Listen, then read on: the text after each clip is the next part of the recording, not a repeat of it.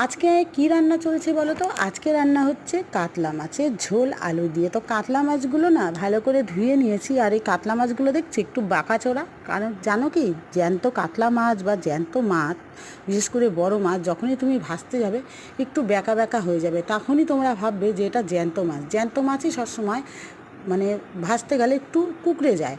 আর এদিকে দেখো উচ্ছে আর কুমড়ো ভাজা চলবে, আর এদিকে হবে চিকেন।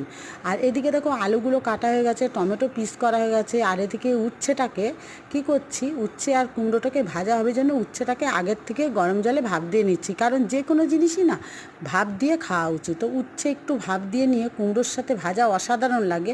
কালো জিরে আর শুকনো লঙ্কা ফোড়ন দিলে তো কথাই নেই, আর একটু পেঁয়াজ দিতে হয়। আর এদিকে দেখো মাছ ভাজা হয়ে গেছে, জিরে ফোড়ন দিয়ে দিয়েছি, একটা গোটা পেঁয়াজ কুচি দিয়েছি, আর হলো দিয়ে দেবো একটু লবণ। পেঁয়াজের মধ্যে না, ভাজা পেঁয়াজের মধ্যে যদি একটু লবণ দাও তাহলে পেঁয়াজটা সুন্দর মজে যায়। আর আজকে আমি আলু দেবো মাছে, কিন্তু আলুটা না আগে ভেজে নিতে পারতাম, তো আলু আমি ভাজিনি আগে, কারণ একসঙ্গে জ্যান্ত মাছ তো একসঙ্গে সব দিয়ে দিচ্ছি। তো দেখো লবণ দিয়েছি স্বাদ মতন, পরিমাণ মতন হলুদ, একটু জিরের গুঁড়ো, একটু লঙ্কার গুঁড়ো, আর একটু দিয়েছি হলো ধনের গুঁড়ো দিয়ে, আর একটু স্বাদ মতো চিনি তো দিয়ে, আর লবণ তো আছে, হলুদ তো আছেই, দিয়ে তেজপাতা তো দিতেই হবে, দিয়ে নাড়াচাড়া করে কষিয়ে নিলাম মশলাটাকে। তারপরে দিয়ে দিলাম জল।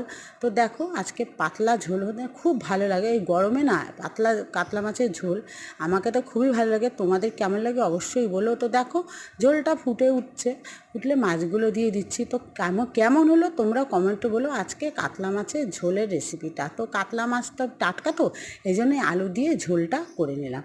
এরপরে মাংসটা রান্না হবে, চিকেনটা, তো পরে আমি রেসিপিটা নিয়ে আসবো। ঠিক আছে বন্ধুরা।